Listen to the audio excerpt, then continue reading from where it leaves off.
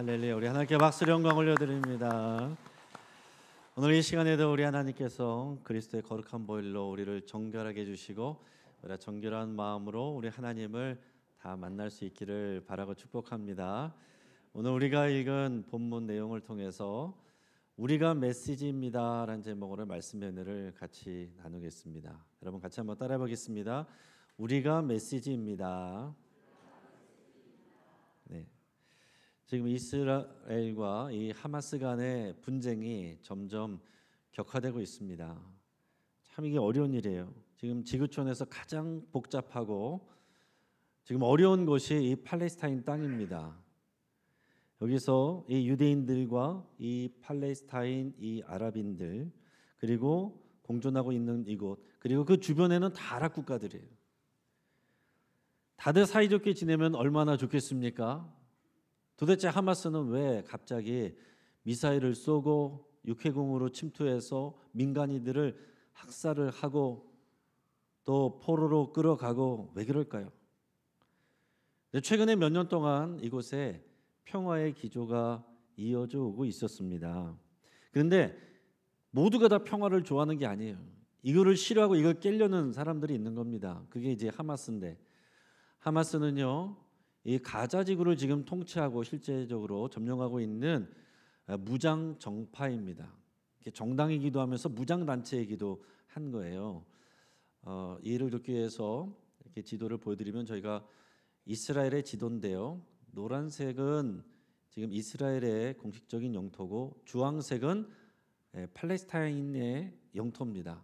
근데 왼쪽에 조그맣게 지중해 쪽에 있는 데가 세종시만한 그 도시가 가자 지구고 또 가운데 오른쪽에 좀 크게 오뚜기처럼 팔자 모양으로 있는 것이 서안 지구입니다.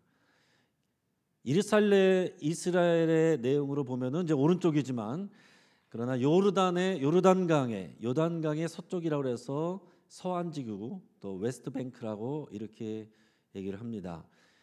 자, 이 팔레스타인의 자치 정부는 이 서안 지구에 있어요. 그 사람들은 좀 온건합니다. 이스라엘과 평화롭게 지냅니다. 서로를 존중하는데 그러나 가자 지구에 있는 사람들은 못마땅해요.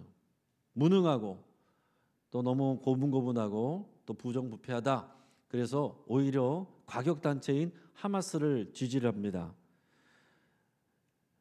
자, 그러니까 이런 상황에서 평화롭게 있는 이런 상황들을 깨고자 하는 거예요. 그래서 반이스라엘의 분위기를 이 주변에 있는 모든 아랍 국가들이 동참해서 다시 분위기를 일으키려고 하는 겁니다. 그래서 이런 전쟁의 상황들을 다 일부러 영상을 찍어서 공개를 하고 심지어는 가짜 내용들까지도 또 올리는 이런 일들이 일어나고 있습니다.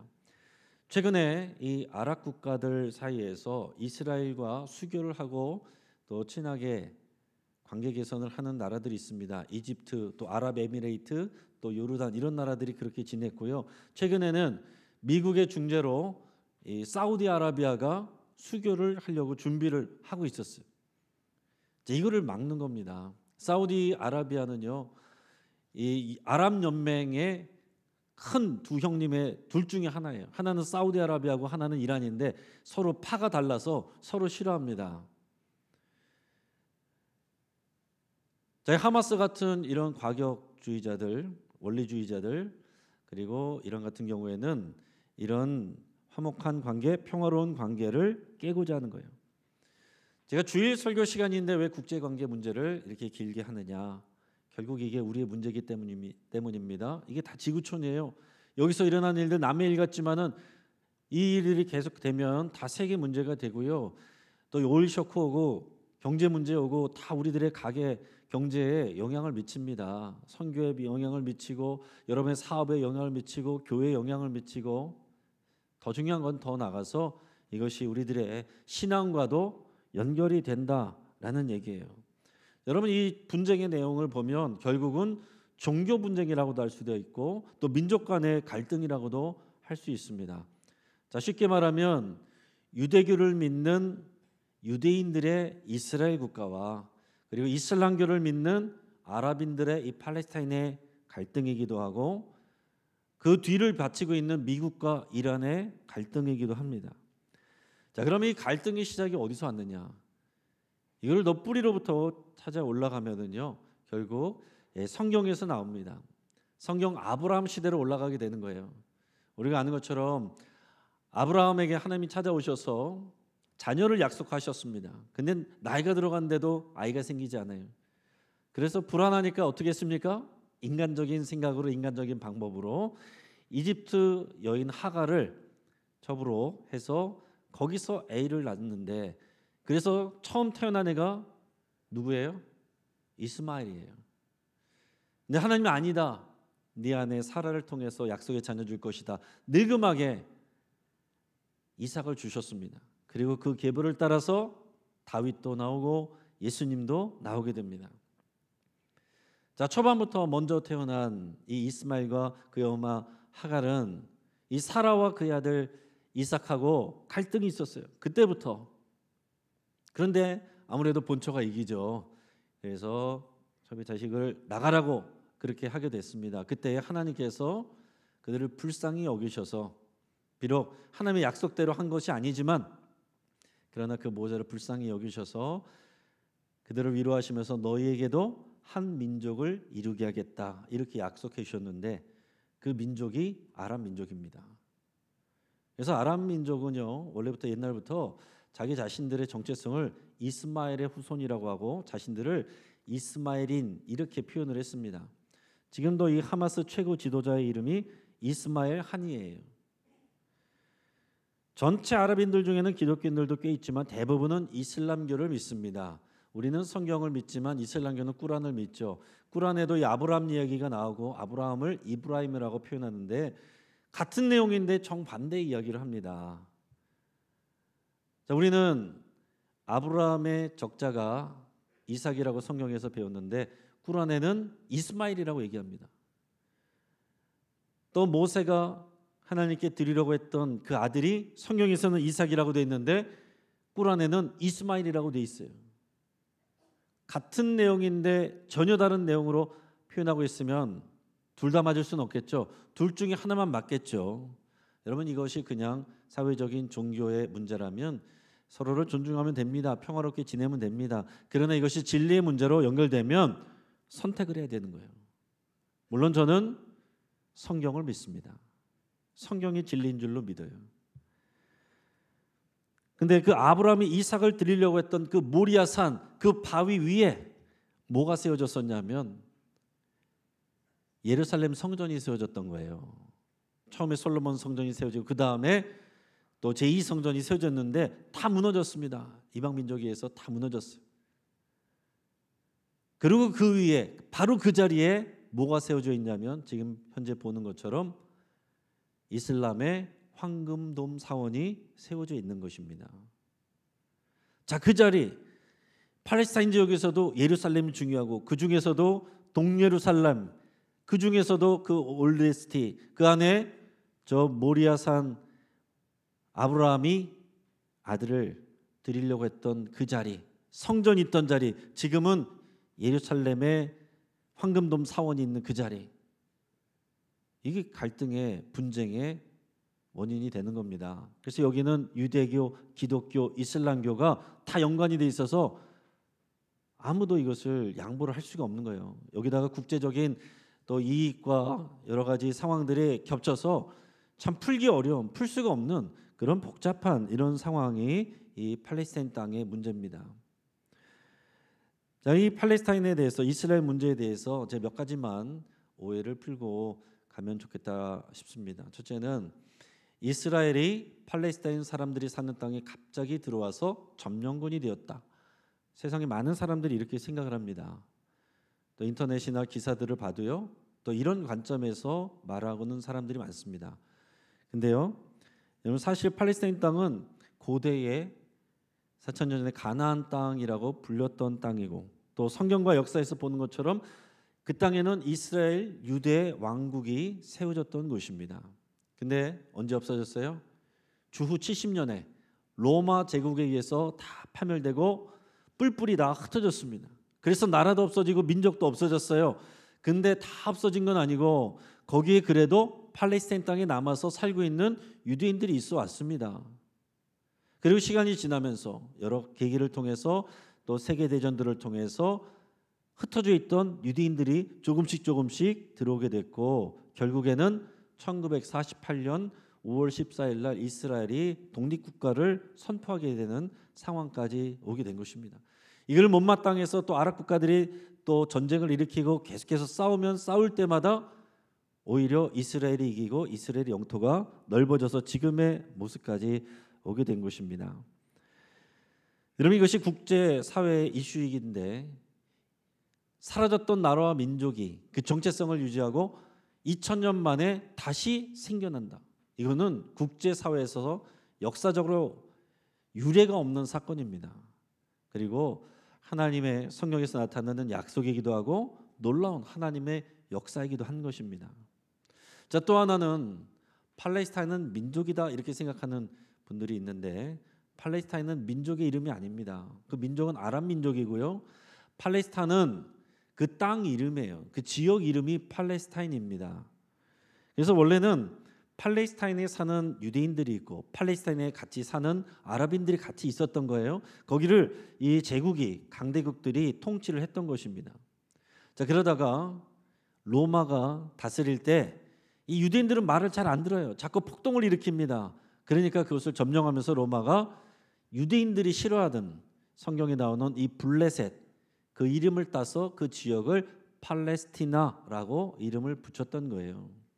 그러니까 이 지역의 이름이 팔레스타인이고, 이것이 국가로 인정받게 된 것은 불과 10년 전입니다. 2013년에 국제사회에서 비로소 팔레스타인 국가라고 인정을 받게 됐어요. 자, 그러면 우리 그리스도인들은 이스라엘을 어떻게 바라봐야 되느냐? 자, 어떤 분들은 진영의 논리로 바라봅니다. 자, 미국과 유럽을 등에 업은 못된 점령군으로 바라봅니다. 그래서 이스라엘, 미국, 보수 세력 이렇게 보는 거예요. 근데 또 실제적으로 얼마 전에 광화문에 집회들이 있을 때 어떤 사람들은 태극기하고 성조기하고 이스라엘 국기를 갖고 나와서 흔든 사람들이 있었어요.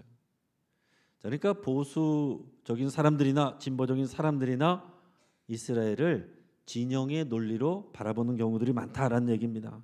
또 어떤 분들은 지금의 이스라엘 국가를 이스라엘의 그 민족으로 하나님 백성으로 이렇게 바라봅니다. 그래서 지금 이스라엘을 무조건 편들거나 또 이 이스라엘을 지금의 하나님 나라 백성으로 이렇게 보는, 그래서 일방적으로 편을 들면서 과몰입하는 경우도 있습니다. 이게 다 옳지는 않아요. 여러분, 너무 진영 논리로 바라보지 마시고 우리가 성경적인 관점을 가지고 바라보려고 신중하게 기도하면서 바라봐야 됩니다. 그러면서 또 이것이 이스라엘이 그냥 일방적으로 하나님의 나라다, 그래서 일방적으로 편을 들거나 과몰입해서 그렇게 봐도 안 됩니다. 우리 함께 기도하고 신중하게 바라보면서 이 안에서 일어나는 결국 이스라엘과 연관된 역사가 성경의 역사와 연결되어 있고 국제사회와 연결이 되어 있고, 우리는 이 성경의 역사와 국제사회의 일들을 통해서 일하시는 하나님을 바라봐야 되는 거예요. 지금 하나님께서 이 사회 속에서, 이 국제사회 속에서 어떻게 일하고 계시는가, 이런 것들을 우리가 잘 보고 또 우리가 기도해야 됩니다. 그러면서 이중적인 잣대로 여러분 보지 않기를 바랍니다. 이스라엘을 무조건 나쁜 놈들 점령군으로만 보든지, 반대로 하나님의 백성이니까 무조건 편들든지, 둘 다 옳진 않다라는 얘기예요. 여러분, 하나님의 나라는 어떤 나라입니까? 하나님 어떤 마음을 가지시겠어요? 이스라엘 백성 유대인들도 사랑하시고 아랍 백성들도 사랑하십니다. 예수님의 십자가 보혈은 이 유대인이나 비유대인, 모든 헬라인들, 모든 이방인들을 하나 되게 하셨다라고 그랬습니다. 하나님의 마음은요, 유대인들도 구원하시고 그리고 아랍인들도 구원하셔서 십자가 보혈로 둘이 하나 되게 하시고 하나님의 자유와 평화를 누리게 하는 하나님의 나라를 이루기를 원하시는 겁니다. 여러분, 잘 생각하시기 바랍니다. 십자가 보혈 안에서, 예수 그리스도 안에서 하나님 나라를 이루는 거예요. 여러분, 이게 복음입니다. 여러분은 어떤 복음을 갖고 있습니까? 여러분이 알고 있는 복음, 여러분이 간직하고 있는 복음은 어떤 거예요? 우리가 예수님의 부활을 마음으로 믿고 입으로 신하여 구원에 이른다라고 했습니다. 끝이 아니에요. 그것은 시작입니다. 구원의 시작이에요. 하나님의 뜻은 그렇게 우리를 구원해서 하나님 나라 백성 되게 하시고, 우리가 그 복음을 전해서 다른 사람들도 하나님 나라 백성 되게 하시고, 그래서 하나님 나라를 이루어가게 하시고, 마지막에는 완성된 하나님의 나라가 이 땅에 오는 것을 소망하게 하십니다. 여러분, 이게 복음이에요.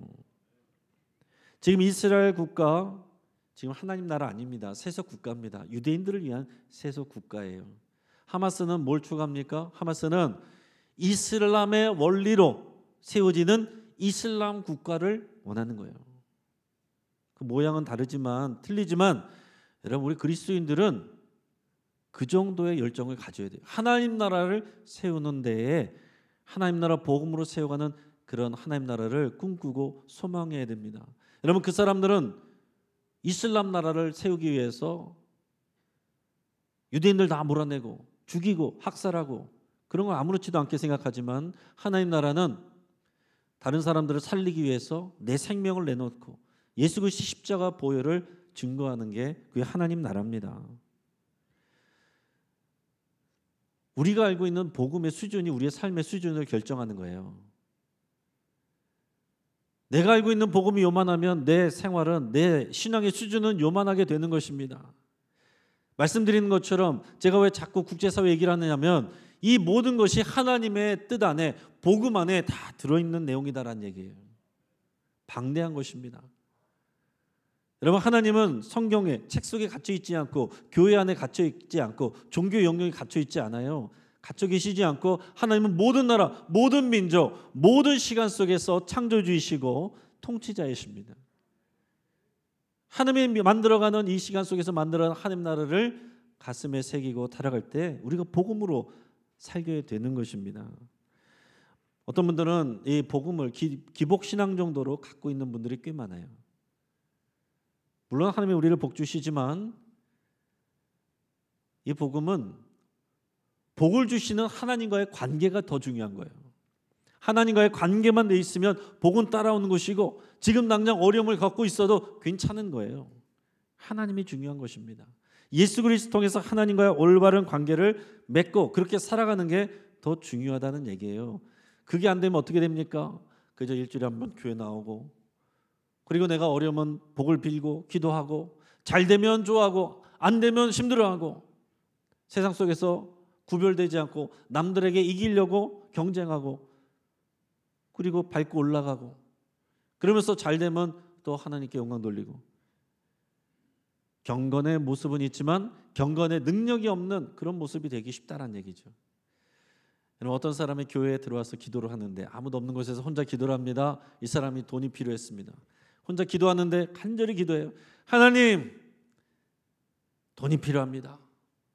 100만 원만 주세요. 하나님 100만 원만. 하나님 100만 원만.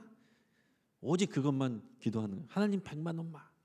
어떤 사람이, 또 성도님이 들어왔는데 기도하려고 보니까 그 사람 때문에 시끄러워서 내 기도가 안 되는 거예요. 들어보니까 저 사람 100만 원 필요하고 알고서 지갑에서 100만 원 수표를 꺼내가지고, 이 사람이 사업하는 분인데 그 앞에다 싹 놔줬습니다. 기도하다가 보니까, 깨어서 보니까 100만 원 있는 거 보고서 할렐루야 외치면서 이 사람이 나갔는데, 그러고 나서 혼자 남았을 때 이 사람이 혼자 기도합니다. 하나님, 이제 좀 조용해졌죠? 이제는 다른 기도 말고 오직 제 기도에만 신경 써주십시오. 하나님, 저는 10억이 필요합니다. 하나님, 10억만 이렇게 기도를 했다는 거예요. 그러니까 여러분, 그 사람을 100만 원 준 거는 그 사람을 도우려는 게 아니고, 시끄러우니까 빨리 치워버리고 내 기도에 하나님 집중하게 하려고 그랬다는 거죠. 여러분, 제가 이 우스갯소리를, 이야기를 안 좋은 케이스를 위해서 사실은 가져왔는데, 설교를 준비하면서 곰곰이 생각해 보니까 이 정도면 훌륭한 신앙 아닙니까? 칭찬하고 싶은 마음이 들어졌어요.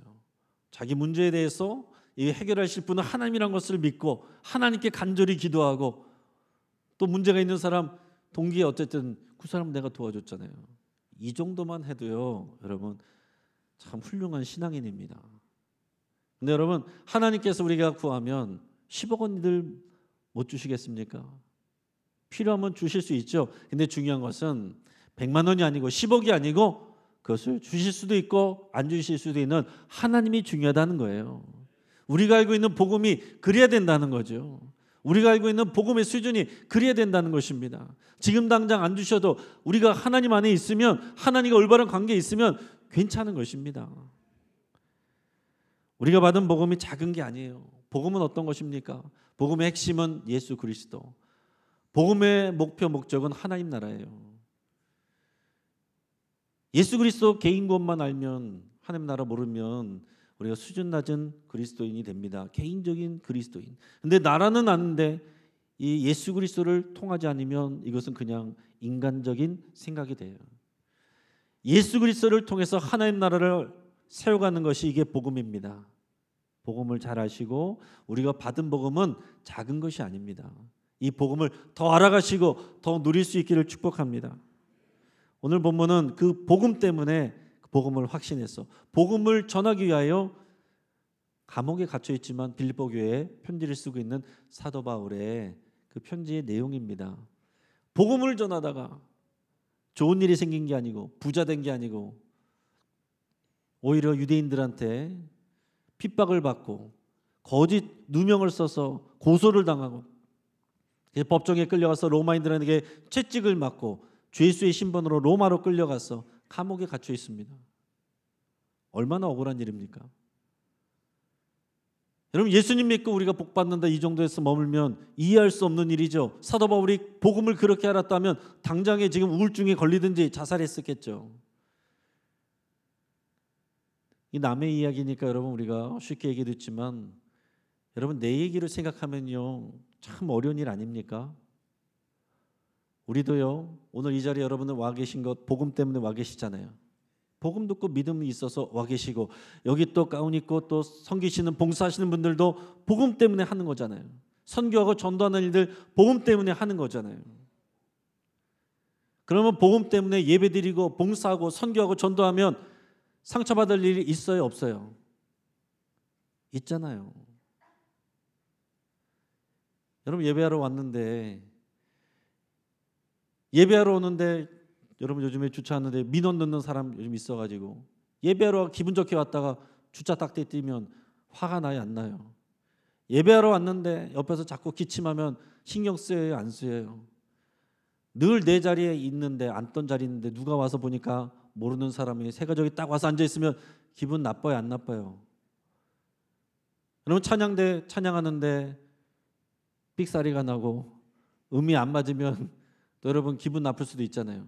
그거 누가 또 지적하면 찬양대 기분 나쁠 수 있잖아요. 예배 끝나고 엘리베이터 타고 올라가려는데 자꾸 내 앞에서 끊기고 내 앞에서 끊기고 간신히 끼어서 탔는데 삑 소리 나가지고 다시 내려야 되고 그럼 기분 나쁠 수 있죠. 우리가 예배 드리면서 기분 나쁘려면은 화가 나려면은 그럴 일들이 많습니다. 또 간식 주는데 남들은 받아갔는데 나는 못 받았어요. 예배 잘 드렸는데도 그 간식 때문에 내가 기분 나쁠 수 있어요 없어요? 그럴 수도 있겠죠. 여러분 봉사하는데 여러분 다 복음 때문에 예수님 때문에 봉사하는데 다 와서 잘한다 칭찬해주고 그러면 좋겠지만 그러기보다는 와서 뭐라고 하고 핀잔 주고 간섭하는 그런 일들이 더 많잖아요. 왜 이렇게밖에 못해? 그러면 봉사하고 좋은 마음으로 시작했다가 상처받는 일도 생길 수 있습니다. 또 전도 여러분 전도대 같이 나가 보십시오. 요즘 전도지 주면 안 받아요. 잘 안 받습니다. 그 거절감 굉장히 기분 나빠요. 받지도 않고 간신히 또 억지로 쥐어지면 몇 발자국 앞에서 나 보는 앞에서 다 버려버립니다. 어떤 사람은 따집니다. 교회나 잘할 것이지. 그럼 여러분 전도 나가서 또 상처받을 수도 있어요. 남선교 여전도에 다 여러분 선교를 위해서 이렇게 저렇게 사업을 준비하고 행사하는데 기쁘기만 합니까? 임원들만 열심히 이리 뛰고 저리 뛰고 사람들 잘 모이지도 않고 도와주지도 않고 또 준비하는 과정 가운데 서로 의견이 달라서 다투기도 하고 화가 나서 막 나가버리기도 하고 이거 끝나기만 해봐라. 다시는 하나 봐라. 선교와 전도를 위해서 시작했는데 힘든 일, 상처받는 일이 생길 수 있다는 얘기죠. 여러분들이 그런 기억들을 새기면서 오늘 사도 바울을 생각해 보시기 바랍니다. 주를 위해서 살기로 했는데 몸은 아프고 매 맞아서 힘들고 외롭고 누명 쓰고 얼마나 힘듭니까? 또 주변의 교회들 잘 세웠는데 교회 사람들 다 고민하고 걱정해요. 사도 바울 저러다 큰일 나면 어떡하느냐? 이렇게 세워놓은 교회들 어떻게 하느냐? 이 선교 사업 이루어가는 거 어떻게 하느냐 걱정합니다. 게다가 어떤 사람들은요, 사도 바울을 질투하는 사람도 있습니다. 같이 예수님을 믿고 복음을 전하는 사람들인데 사도 바울을 질투하는 사람들이 그 로마에도 있었던 거예요. 그래서 사도 바울을 도우려는 마음이 아니라 자기가 더 사도 바울보다 인정받으려고 그래서 열심을 내면서 막 하는 사람들, 좋은 의도가 아니라 나쁜 의도로 그렇게 열심을 내는 사람들도 있다는 얘기죠. 여러분, 누가 우리를 경쟁 상대로 보고 교회 왔는데 딱 이렇게 노려보고 째려보고 나에 대해서 안 좋게 얘기하면 얼마나 힘이 듭니까? 한 사람만 있어도 그 교회 나오고 싶지 않아요. 근데 그런 사람들이 많다는 얘기입니다. 인간적으로 생각하면 좌절되고 상처받고 우울증 걸리고 이거 하지 말아야지 하는 그런 생각이 들 수도 있는데, 오늘 사도 바울은 편지를 통해서 볼 때 전혀 그런 내색이 없다는 얘기입니다. 왜 그렇습니까? 복음 때문에 그래요. 그 복음을 우리가 똑같은 것을 받은 것입니다. 사도 바울의 편지를 우리에게 보내는 편지를 생각하시면서 우리 현대인 성경 버전으로 같이 한번 읽어보겠습니다. 형제 여러분, 내가 당한 일이 오히려 기쁜 소식을 널리 전하는 일에 큰 도움이 되었다는 사실을 잊지 마십시오. 그래서 내가 그리스도를 위해 갇혀 있다는 사실이 온 경비대와 모든 사람에게 알려졌습니다. 내가 갇혔기 때문에 주님을 믿는 대부분의 신자들이 자신감을 가지고 두려움이 없이 더욱 담대하게 하나님의 말씀을 전파하게 되었습니다. 어떤 사람들은 시기와 다툼으로, 또 어떤 사람들은 좋은 뜻으로 그리스도를 전하고 있습니다. 좋은 뜻으로 전하는 사람들은 내가 기쁜 소식을 변호하기 위해 임명되었다는 것을 알고 사랑으로 그리스도를 전하고 있습니다. 그러나 어떤 사람들은 순수한 동기로 그리스도를 전하지 않고 갇혀있는 나를 더욱 괴롭힐 생각으로 이기적인 야심에서 그리스도를 전하고 있습니다. 그러나 그릇된 동기에서든 참된 동기에서든 어쨌든 전파된 것은 그리스도이므로 내가 기뻐하고 앞으로도 기뻐할 것입니다. 아멘. 여러분, 이게 복음의 능력이고 복음의 가치입니다. 지금 여러분들이 힘들어하는 일, 상처받을 만한 일, 복음 안에서 아무것도 아닙니다. 복음 안에서 우리가 받는 하나님의 능력과 그 사랑과 그 생명, 그 약속에 비하면 아무것도 아닙니다. 죽을 것 같은 고통도, 질병도, 사람들 때문에 오는 상처도 우리가 받은 복음에 비하면 아무것도 아닙니다. 근데 우리는 왜 그렇게 힘들어요? 우리가 알고 있는 복음이 너무 작아서, 요만한 줄 알고 그러는 거예요. 복음이 우리의 전부가 되고, 우리가 알고 있는 복음이 마음으로 믿을 때 우리 마음의 전부가 되고, 입으로 시인하고 매일 손으로 발로 우리가 실천할 때 그 복음이 우리의 것이 되고 우리는 복음을 살게 되는 것입니다. 가끔씩 예배 드리는 정도로 우리의 복음을 사는 게 아니에요. 여러분, 사도 바울은 이 어려운 상황에서 그가 이렇게 말하고 행동하고 기뻐하는 거, 오히려 감사하는 거, 그게 바울이 복음의 메시지가 되는 겁니다. 그건 감사하다고 말했어요. 내가 갇혀 있지만 오히려 로마 경비대 사람들에게 복음을 전할 수가 있고, 황제, 친척들, 귀족들 만날 수 있는 기회가 돼서 그들에게 복음을 전할 수가 있고, 내가 재판정에 쓰지만 거기서 내가 나의 말을 하면서 거기서 복음을 전할 수가 있게 됐고, 여기서도 초반에는 자택연금의 비교적 자유로운 신분이었기 때문에 편지 써서 교회들을 격려할 수도 있고 전도할 수도 있고, 나 때문에 열심을 내서 전도하는 사람들이 생기고, 어떤 사람들은 나쁜 의도지만 경쟁심에 나를 잘 안 좋게 만들려는 마음으로 전도를 하는데, 그러면 어떠느냐? 어쨌든 예수 그리스도가 전해지고 그 이름이 전해지고 복음이 전파되면 나는 그로써 기뻐하고 앞으로도 그럴 것이다. 사도 바울 안에는 복음이 꽉 차 있는 겁니다. 정말로 복음 안에서 사는 거예요. 그게 사도 바울이 복음의 메시지가 된 그런 모습입니다. 사도 바울이 감옥에 들어갔는데 절망하고 우울증 걸리고 힘들어하고 나 이거 못하겠어.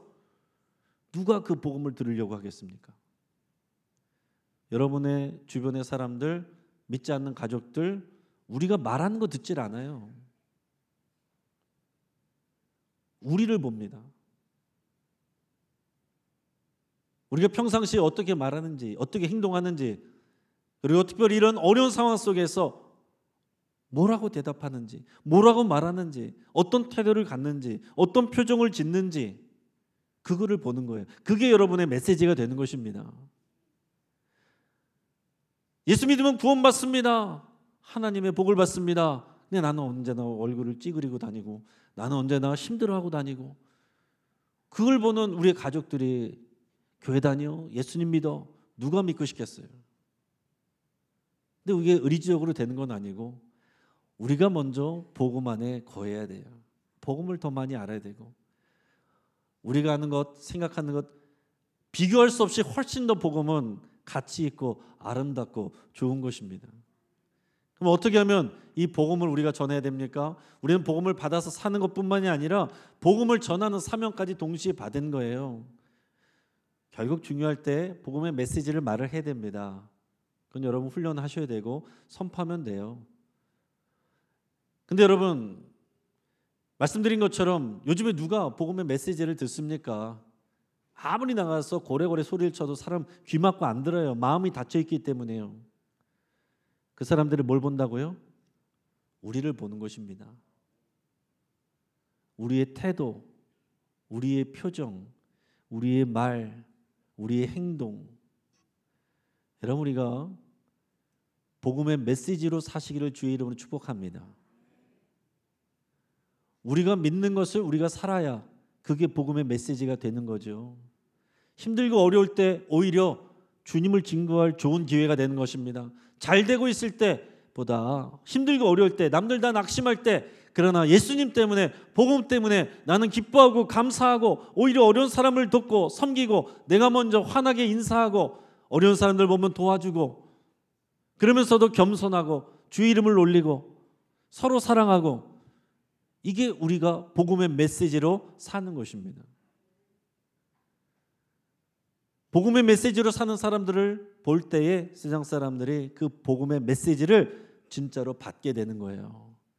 저와 여러분이 복음의 메시지이고, 저와 여러분이 그리스도의 향기고 그리스도의 편지입니다. 복음의 메시지로 살아가시기를 주의 이름으로 축복합니다. 같이 한번